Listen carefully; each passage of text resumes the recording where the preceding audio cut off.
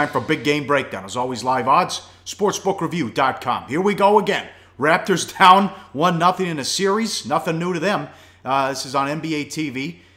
Raptors at home 7.5, 193 the total. Game 1, who were the vets and who were the newcomers? Lowry and DeRozan combined 9 of 32 and 0 of 8 from 3. The Greek Freak, 28 points, 8 rebounds, 3 assists, 2 steals. Brogdon, in his first ever playoff game, 16 points and 6 rebounds. Excellent job slowing down Lowry, who was 2 of 11. And Monroe off the bench, 25 minutes, 15 points and 15 rebounds. But again, nothing new for the Raptors. We talked about this Friday on SportsBit. 1-11 all-time in Game 1 of a series. 9 straight losses in Game 1, Teddy. Yeah, and when you look at what's happened in Game 2s in these recent series, not a lot to be excited about if you're a Toronto Raptors fan. Last year, they lose Game 1 in Round 1 to Indiana. Hey, they won Game 2 by 11, covered the point spread. Last year, they lost to Miami, second round. Won Game 2 in overtime, did not cover, -5. 2 years ago, they lost Game 1 at home to Washington. They lost Game 2 in straight-up fashion as well, also as -5. And 3 years ago, they lost Game 1 at home to Brooklyn. They pushed -5 in Game 2. So they've been in comparable spots 4 times over the last 3 seasons. They covered the spread in exactly 1 of those Game 2s. And you see the quote? Here's the quote right here from DeMar DeRozan. Quote, "I don't know. I have no clue. It's not something we're unfamiliar with. We make it hard on ourselves. We missed a lot of shots that we normally make.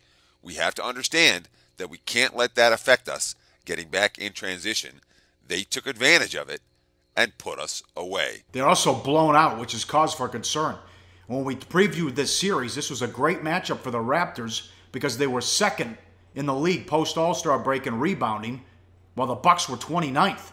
But it was 51-32 in the second half. It was a 5-point game at the half. Here's Casey. Our second half was abysmal.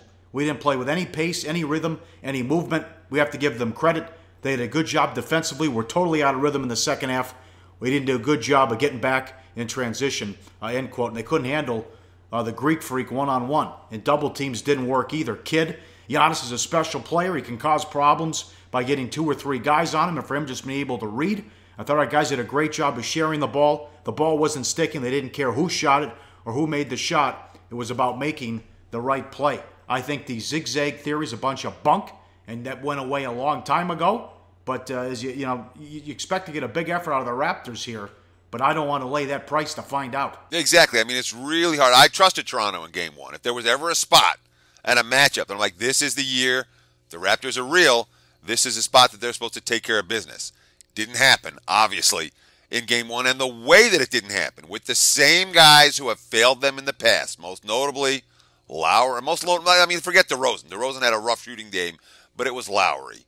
And Lowry has been such a mercurial figure in the postseason. We've seen him play at incredibly high levels, but more often than not, he's been bad. And more often than not, he's been really bad. Toronto can't win this game, let alone cover this number, without Kyle Lowry playing at an elite level. And I don't know if it's in his head. I don't know if the rookie is just giving him too much problems defensively. But if Kyle Lowry doesn't show, Toronto will be lucky to win this game, let alone covering this number, zigzag theory or not. And I'm with you 100% on the theory, Pauly. And this is something that we want to talk about a little bit more as the week progresses. But the basic concept of the zigzag, where you're betting on the team that lost the last game in these competitive series. There was a time that the zigzag was very profitable. That time was the 1990s. In the 21st century, I went back and did an extensive study. It was basically a 50-50 proposition, and there were many instances in which the zigzag theory was a negative expectation wager. And look at this. Toronto's laying 7 in Game 1. They lose straight up. Oh, now you get to lay 7.5 of them in Game 2. The markets react to the zigzag as well. Hey guys, for the full video, go to sbrpicks.com. Hey guys, thanks for tuning in to our channel.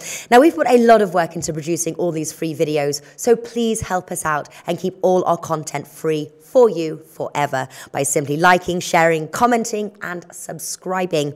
Now not to mention a visit to our industry leading website will warm the hearts of all our SBR employees, especially myself. Now the links are over there to the left, so do check those out. Thanks for watching.